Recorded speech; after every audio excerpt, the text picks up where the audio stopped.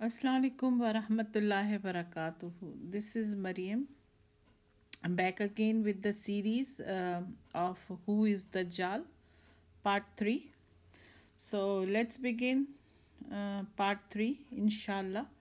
Rabbi shahli sadri wa yassirli amri wahlul uqdatan min lisani yafqahu qawli.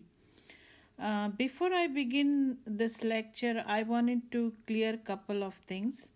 The hadith I mentioned in part 2 of this series, one of my student asked me that why Dajjal was asking question to Tamim ad-Dari about city, Bet Shehan, Lake Tabariya, Zuhar Spring, and the last Prophet sallallahu alaihi wasallam.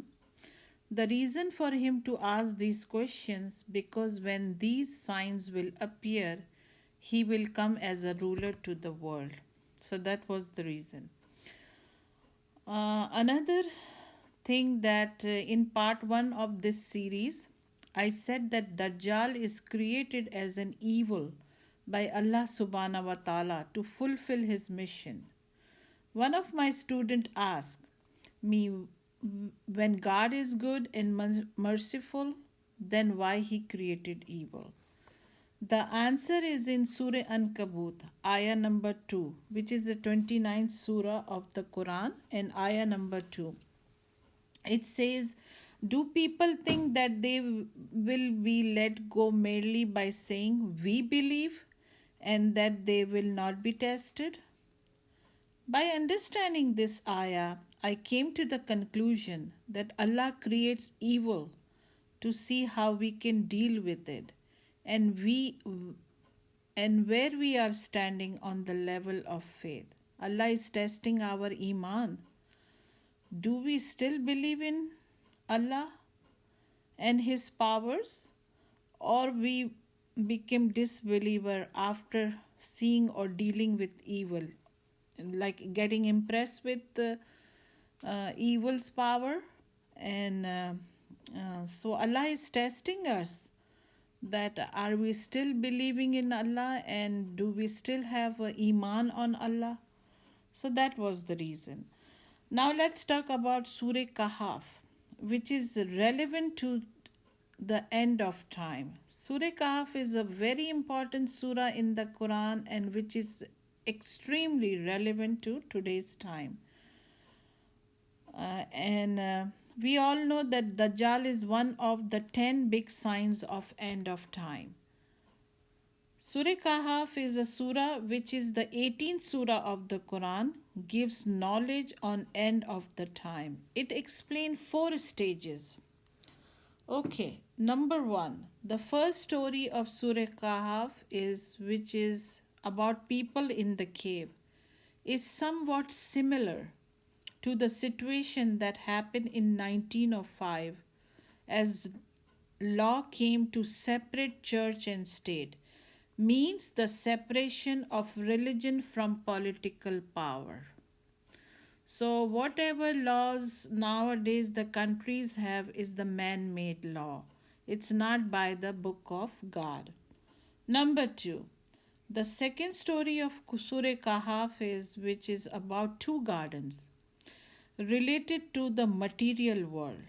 And we all know very well that in our era, money became power, and we are in the hands of lobbyists who controls the world with their money. Number 3, the third story of Surah Kahf, which is about Khidr alayhi salam and the Prophet Moses alayhi salam, where the Moses alayhi salam asked question to Khidr alayhi salam about the wisdom of God. And in our time, most of the people, I will say most of the people, are forgotten about wisdom of God and believe more in science than God. As I mentioned in part 1, that Dajjal philosophy is seeing is believing. Means whatever you see is true and what you don't see doesn't exist. That is his philosophy. Okay, number 4. The fourth story of Surah Kahf is about a kind and a just ruler, Dul Karnain. In English, we can say Cyrus the Great. In our era, we all are experiencing that true and honest leadership is disappearing. There are many politicians but few leaders. Politicians are selfish and greedy. Rather, leader works for the people and makes a strong nation. We hope, we really hope, inshallah, and we hope this from Allah. Soon the world will see the ruler like Dulkarnain. Now, the importance of Surah Kahf. It's reported by Ibn Umar. Our Rasulullah sallallahu alaihi wasallam said, "Whoever reads Surah Kahf on Jummah, which is Friday, a light will shine for him from beneath his feet to the cloud of the sky, which will shine for him or her on the day of judgment, and his or her sin will be forgiven between two Jummahs." Jummah means Friday. This hadith is in Al Targhib wal Tahrim.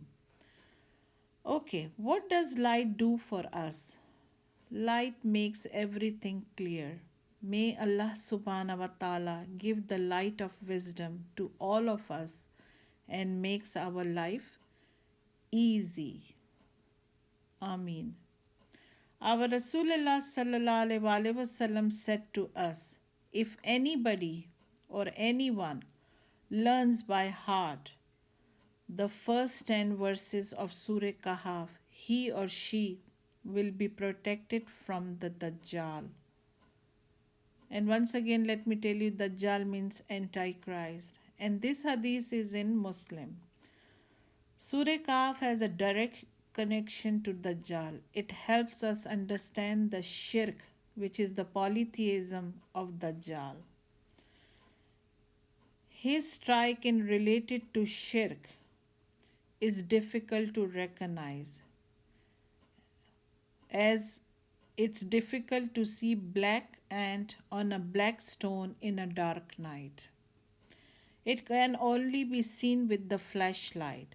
Surah Kahf is a flashlight in which we will be able to see Dajjal shirk. And when we will be reading Surah Kahf, especially on Jummah, then the things will get clear to us. Like we can see, nowadays we are confused what is true, what is false. But by reciting Surah Kahf and by studying Surah Kahf, we will inshallah recognize the true and false. Inshallah, we will be out of confusion. Let's talk about Dajjal shirk and why it's difficult to understand. There are two dimensions of reality. The seen reality. Number one is the seen reality, which is whatever we can see with our eyes, like the body, matter. And number two is the unseen reality. The example is soul and spirituality. We cannot see soul, but it's a reality. We are Muslims and believe in one God. We declare that whatever laws and regulation given to us by Allah, we have to obey and follow. But there are many things in our culture which are forbidden by Allah and we are still following it. There are two types of shirk. Let's see. Yeah, shirk jali and shirk khafi. Number one is the shirk jali is an open shirk. It's an open polytheism which is clear to see. For example, associating partners with Allah, believing in different gods and goddesses. Number two, shirk khafi, like polytheism, like khafi. Shirk khafi is the hidden shirk, which a person believes in one God but disobeys God's command. For example, number one, riba, which is interest, is forbidden in Torah and Quran, but nobody is safe from interest. It's all over. The world economy is based on interest. No country or any individual is safe from riba. Directly and indirectly, all of us are involved in interest. Number two, most of the countries have made religion and state separate, whether it's a Muslim or it's a non Muslim country. Right now, almost no country is ruled by the book of God. Number three, people have made halal haram and haram halal. For example, some people are strictly vegan. They have forbidden meat, although Allah have made it permissible to eat meat. Drinking alcohol is legal in many countries, although Allah have forbidden alcohol. Gay marriages are legal in some countries, although Allah have forbidden gay and lesbians.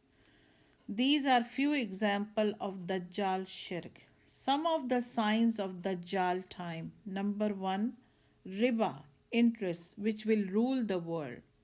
Number 2, he will travels on donkey which has wings. The example is airplane. Number 3, he will walk in an ocean. Example is submarines. Number 4, he will jump up in heaven and down to earth. Example is space shuttle. Number 5, his philosophy is that seeing is believing. I conclude part 3 over here. Inshallah, I will upload part 4 soon. And in that, inshallah, we will discuss on Surah Kahf, first 10 ayahs, and how it's relevant to Dajjal. Hope you have pondered on this discussion, and thank you very much for listening. Wa akhiru dawana anil hamdulillahi rabbil alameen.